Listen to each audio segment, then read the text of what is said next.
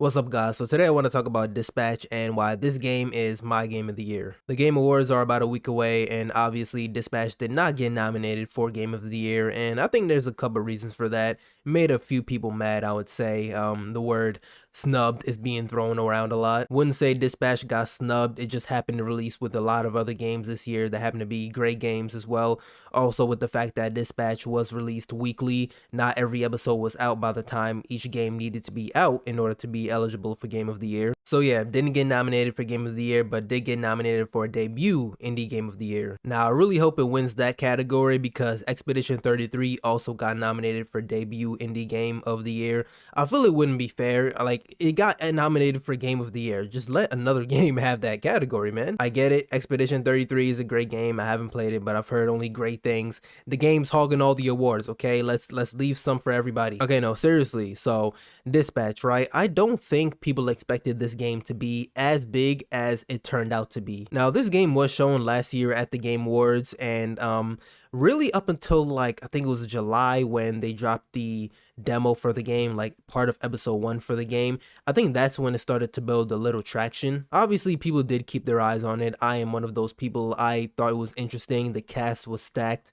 the premise of it seemed pretty interesting, like I said, and of course with the fact that it is with previous Telltale devs, so I expected the game to be somewhat similar to those games. I didn't play the demo when it came out, but I did watch it on YouTube and I was just dying the whole time, and then from there on I was like, yeah, I definitely gotta buy this game and play it. I think from then on I could just tell it was gonna be something special, you know, and I turned out to be right. I think around when episodes 1 and 2 first came out, I said something along the lines of like, this game is gonna end up being one of those games that really sticks with you after you end up finishing it. A more recent game that comes to mind is Cyberpunk 2077, right? Huge fandom, very strong fandom. After finishing the main game, after finishing Phantom Liberty, the expansion, the game just really stuck with everyone, you know? Same thing with the anime, Edgerunners. But why is that?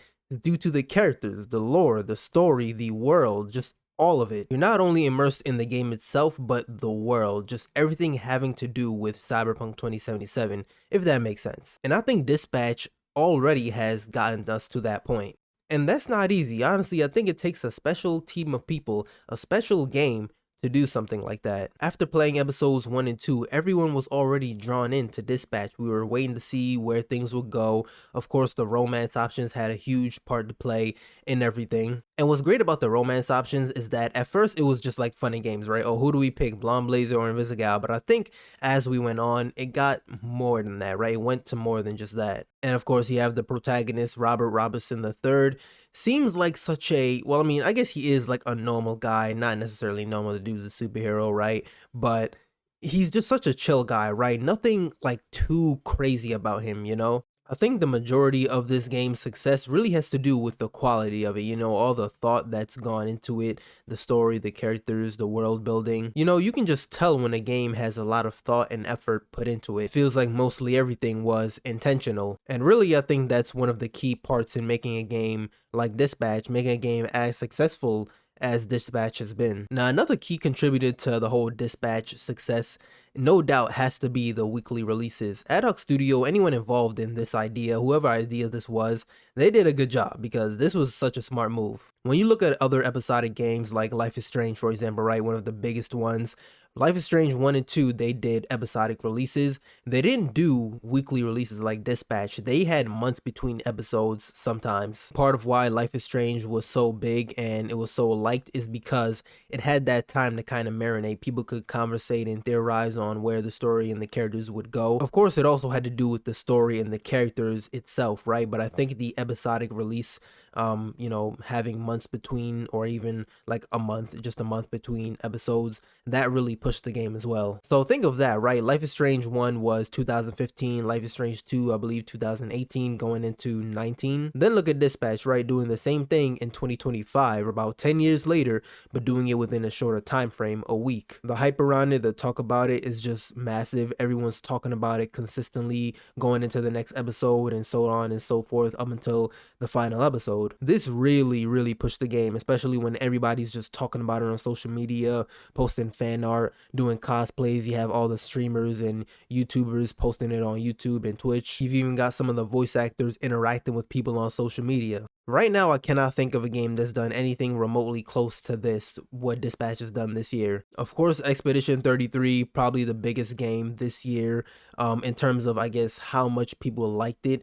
That game, I know I've heard, was amazing again, but I don't think the level of like hype and excitement around it is anywhere near as it is with Dispatch. Like, I don't think you guys understand. I can't go on Instagram or TikTok and scroll 3 posts without seeing a Dispatch edit. The amount of cosplays I've seen, ridiculous. I love it. The fan art I've seen, ridiculous. I love it. And when you think about everything that Ad Hoc Studio has gone through to get this game out, it makes it all even better. Ad Hoc Studio was founded in 2018, and they didn't have like a publisher, a big billion-dollar publisher to help them fund the game, so they had to find someone else to do it.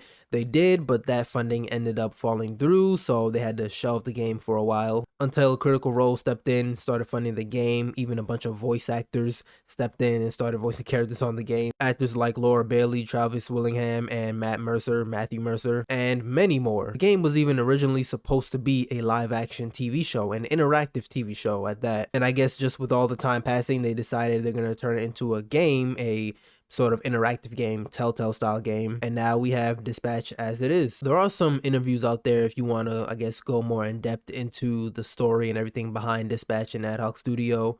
But one main thing I want to point out that I heard of and I saw is that I think the creative directors said that they didn't take paychecks for like a few months just to get their employees to get paid. And you know, that really just goes to show you when people really care about gaming and the games they want to make, they will make sacrifices in order to get these games out. If this were a billion-dollar company or development company, they would have just fired some people. They would have shelved the game maybe, and the game will probably never be seen ever again. Warner Brothers. I think this is just a really good success story. Whenever I hear about it, it just honestly makes me smile. It makes me happy. It just makes me happy to see good developers want to put out good games, you know? I feel like we just don't see too much of that anymore. But yeah, that's really all I wanted to talk about in this video.